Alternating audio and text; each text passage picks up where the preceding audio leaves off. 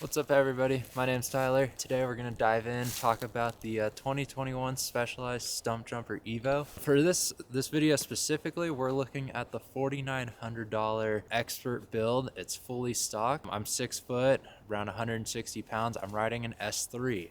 That does not match up with most current marketing trends, but I have zero complaints. I'm 100% happy with my sizing choice.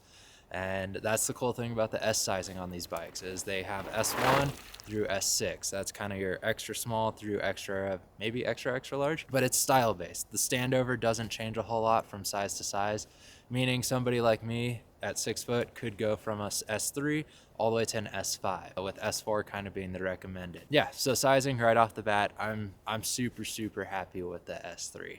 It's really fun to ride, it's playful, easy to maneuver, but it's still stable. And I've left the bike in the stock geometry configurations because prior to buying it, I knew already that was where I wanted the bike. So specific to this model, aluminum wheels, you're getting X01 drivetrain, which is solid. I love X01 stuff.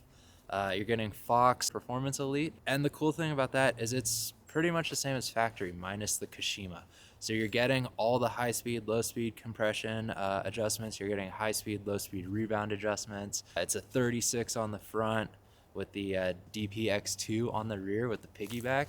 And so far, my 1 month of riding up high country Colorado, doing big bike park descents, the suspension just works amazing. It's consistent from top to bottom. It's not overheating and then just losing all its control. It's just really rock solid. So that's awesome. You're getting a cockpit finished out by Specialized in-house components, the seat post, X-Fusion Manic. For being what's considered a budget post, it's got to be probably the smoothest post I've ridden. The way it extends and then also compresses is super smooth. Very little motion for the thumb trigger to activate that. So I've been really impressed with that post, which I'm surprised just because it's considered a budget post. Other thing, tires out of the box, you're getting Specialized new tires. It's a Butcher on the front, Eliminator on the rear. They're using the T9, T7 compounds. On the trail, I can say they ride really well. They're really tacky, just tons of traction. So I've been happy with those. They're sweet. Brakes, you're running Code RS's. It's a heavier duty brake, downhill. Weight is a little heavy, but the power it's clutch. You can brake really late into corners, brake really hard, and you know that you're going to have consistent power delivery. So I've been really happy with that. It's just an easy bike to ride. Unique features to the Stumpjumper is that frame. So whether you're buying the base level frame or the S-Works, no matter what you're getting that same chassis. So same carbon layup, same pivots, all that stuff. So that's really cool because if you're maybe right now you can only afford the base level bike, it's not only a Ford. That's a sweet bike. You're going to be stoked. But then down the road, you want to upgrade the suspension, upgrade the wheels, whatever it may be, you're building on an amazing chassis. You're not going to hit a point where the parts you're putting on are too nice to justify the chassis. So that's awesome. You got a extended swap box, or expanded, I guess is a better word. So it's got more storage. And one of the coolest features is they integrated a water bladder. I've gotten to use it on the trail. It's way better than having to wear a backpack. So major props there, super stoked on that. At least on the S3, I can fit a large water bottle without having any interference with the piggyback shock. So that's cool. So that gives you a lot of water carrying capacities. I've done some pretty big rides where there's just not access to water. Self-support, don't run out. That's awesome. As far as performance goes, because you got to get to the top of the hill, let's start by talking about how this bike climbs. For a 150, 160 bike, I say it climbs really well. As a marathon racer, I do a lot of climbing. I spend a lot of time on short travel. XC bikes, I ride an Epic. I also have an Epic hardtail, both of which are super efficient. So sometimes when you get on a big bike, it's easy to feel like, oh, I'm pedaling a sofa. This bike does not have that.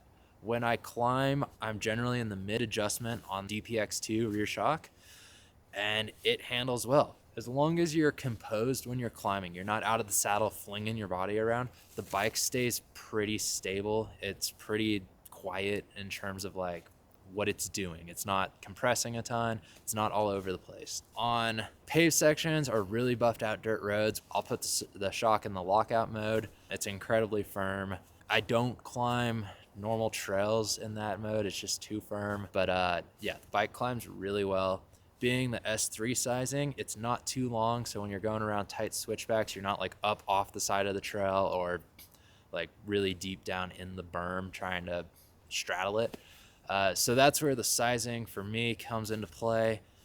S3, I'm far enough forward on the bike, it's not trying to do wheelies. I'm also neutral enough that the back tire is keeping a lot of really good traction. It's just really balanced. Even with the wide bars, when you're doing tight corners, I'm not getting pinched where I'm maybe hitting my hand on my thigh. So yeah, S3 sizing for me, 6 foot, really good climbing. Bike is comfortable. On single track, buff, no problem. A steep single track, no problem. Tight single track, not really a problem. So far, I think it's gonna be positive. So now, the reason you're buying a Stumpjumper Evo, the Descent, let's talk about that. This bike is simply incredible. If you want something that you can fling into corners, take down just the steepest rock faces, single track, whatever you might have in your home trails, this is the bike. It can jump, it can do drops. You're looking at 160 travel in the front, 150 in the rear. You got Beefy suspension. It's super tunable, so you can really dial it into how you like and how you want the bike to perform. And because of that, it just really creates a all-around solid package. You got downhill brakes through the code RSs. There's nothing on the bike that's holding you back. The brakes are there, they're there when you need them. The tires are there, they've got traction when you need it. You got Beefy suspension.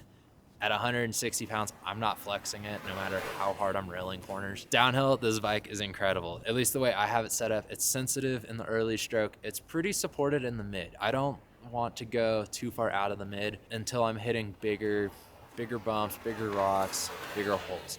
So once I do that, the bike really cycles through the travel well. The rear shock and fork, they both do a really good job of controlling how the bike bottoms out. It's not harsh, it's nice and smooth, complete package on that. Really happy with how it rides. So if you get the opportunity to check out the bike or you're looking at purchasing one, I'd highly recommend it. Go to the local shop and see if you can get some sizes to look at to figure out what size you need for you. If you can demo it, even better.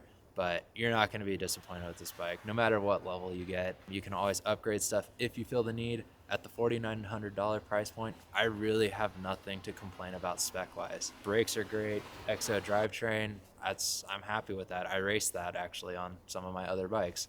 Everything's thumbs up, $4,900 price point. I personally can't encourage anyone to go up to that pro level.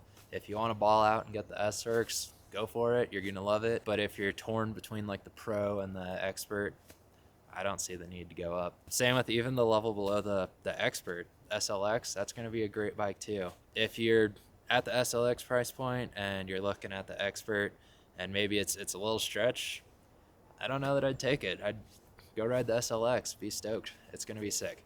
So yeah, thanks for checking out the video. I'm gonna do a long-term review once the snow melts out, so keep eyes open for that sometime in the spring. Subscribe if you're interested in that. Hit the like button. Definitely appreciate all that. Have a good winter. Stay safe. Thanks for checking it out.